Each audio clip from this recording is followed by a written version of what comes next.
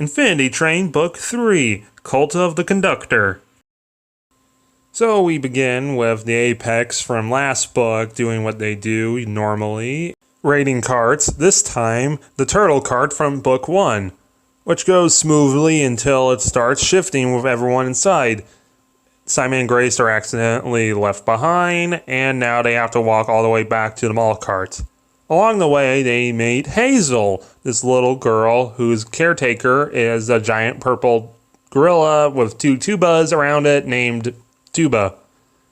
Hazel's number doesn't glow, so Simon and Grace decides to take her back to the Apex.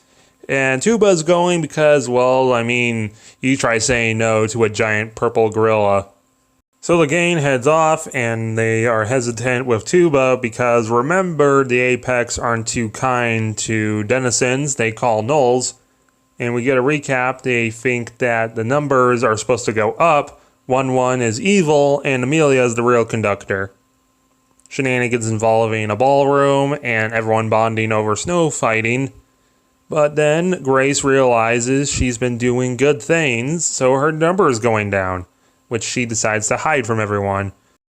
The snow starts picking up, so they go to find shelter, which they find a cabin, which happens to be owned by the cat, who we find out's real name is Samantha. Simon is not happy about this because backstory time. Simon, when he first got on the train, was partners with Samantha until she abandoned him when they were getting chased by a golem, which, remember, are these giant cockroach dog things. This is the first book to actually name these creatures. Little Grace saves the traumatized 8-year-old, and the two create the Apex from there. So Simon is still not pleased to be here, and after talking about his issues for a little and Grace's number going down, they decide to leave. So because of childhood trauma, that's why Simon hates denizens.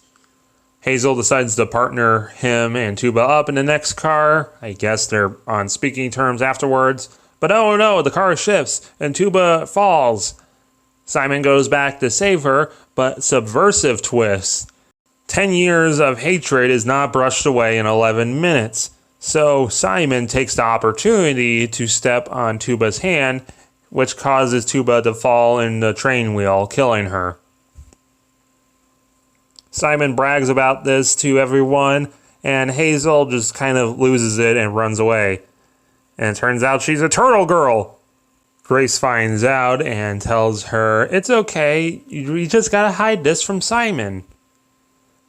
The two have a funeral for Tuba, and it's absolutely beautiful. And then the group literally walks past Simon and Grace's middle-aged messiah.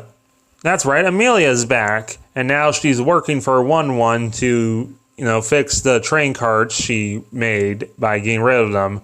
Send them to the back end of the train. The group runs away from Amelia and decides to camp out in a little cave. During the night, they have a fight, so Simon runs back to the cat, where he's basically like, "What's going wrong? I just can't." And the cat is like, "Stop being such a control freak for Grace." And Simon's like, "Bite me, you owe me one." So the cat gives him this thing that's basically the same thing as the tape collectors. The next day, the girls are bonding with Amelia over eggs. Simon returns, and Amelia basically shits on the Apex's entire belief system by proving that she is not the real conductor. Simon, despite being literally told to his face by his messiah that 1-1 is the real conductor, Amelia just overthrew him, and the Apex been doing everything wrong. The numbers are supposed to go down. He still does not believe her and sticks firmly into his beliefs, despite them literally being proven wrong, which is sadly very, very accurate to real-life people. Simon starts attacking Amelia, but she has a force field, so she's fine. Hazel starts crying and accidentally turns back into Turtle Girl. Amelia realizes, "Hey, I've made turtle carts by accident. She's mine." And then Grace is like, "Oh, hey, Hazel, I love you and all, but, yeah, I got appearances to keep up, so, you, turtle girl." Later that night, Simon uses the tape and reads Grace's mind, which then he finds out the one person he trusts in this world lied to him about knowing about Hazel. The next day, custody battle over Hazel, and Grace wants to keep her, but Hazel puts her foot down and says no, she wants to go with her biological mom. So Amelia takes Hazel to the back of the train. Grace is distraughted, and Simon can care less. In the origami cart, Grace tries not stepping on the little paper birds, and Simon stomps on them to spite Grace. Simon then makes Grace read her tape, which we find out that Grace was a rich ballet girl who steals things, but her parents tried to blame it on the store employees. Simon's also watching the tape, and we find out how Grace found out about Amelia is because Amelia called off the stewardess from shooting her in the pumpkin cart. But then when the memory turns more realistic, Simon refuses to believe that's real. Control freak Simon wants to control Grace's memories. He then just abandons Grace to be stuck in the tape. The tape basically judges her for her terrible actions, she being the one to first say that the numbers are meant to go up like a high score. Grace comes to terms with she's the one who paved this road to hell, but Simon is also to blame for continuing to believe in all this, even though it's proven that this is bad. Grace escapes the tape and heads back to the mall cart to find Simon has gone full dictator. Grace tries to calm him down and wants to talk about his issues, but Simon is too far gone, and the two former friends start fist fighting. A golem starts attacking and nearly kills the two, but Grace fends it off and actually saves Simon because she still cares about him.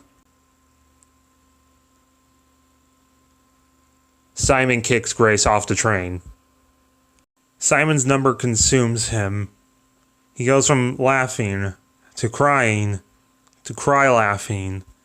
He realizes what he did was bad, and he tries justifying it in his head. But because Grace was kind to the denizens of the origami cart, they actually save her and put her back on the train.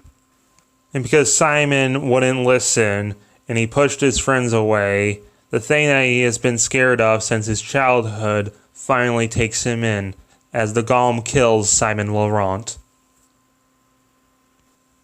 Grace mourns the friend she couldn't have saved.